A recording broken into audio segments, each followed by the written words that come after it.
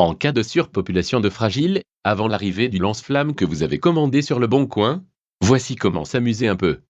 La première réaction à avoir est de garder son calme. Pour cela, identifiez d'où que les fragiles y viennent pour vous en approcher un maximum avant qu'ils s'échappent. Ne courbe pas le de mon frère, ce n'est qu'une bande de sacripants. Si possible, attrapez la femme blanche là et laisse les autres fragiles courir comme des gazelles vers la sortie la plus proche. Après toutes ces péripéties, prenez le temps de faire un stock de toutes les munitions que vous trouverez et partez en chasse.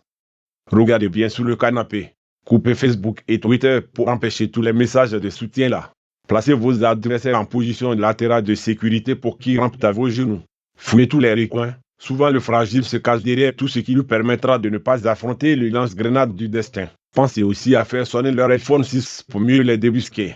Quoi que tu fasses mon frère, ne compte que sur toi-même pour te sortir de ce pétrin, même si tu peux appeler un ami pour qu'il vienne témoigner de ta flamboyance au combat.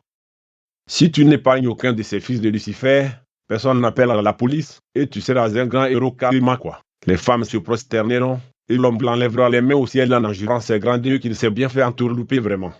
Afin de t'en sortir, voici quelques techniques rudimentaires qui te permettront de passer pour une victime et d'être secouru sous l'anoisement.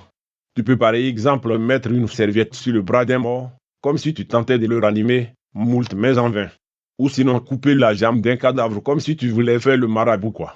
Dans tous les cas, si tu ne trouves pas de cadavre, tu peux en fabriquer un toi-même en utilisant toute l'ingéniosité du serpent pour te sortir de ce mauvais pas qui est vraiment pas bien.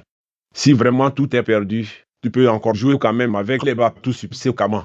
Tu poses par exemple ton pouce vengeur, comme le ninja, sur l'artère de la femme encore vivante, et la femme tombe à terre, frappée par la torpeur. Ensuite, tu peux t'amuser avec son corps un petit bout de temps quoi. Voilà. Voilà. Comme ça. Puis tu arrêtes, voilà. Puis tu vas en prison parce que taper sur les fragiles, c'est pas très très bien quoi. La France est fragile.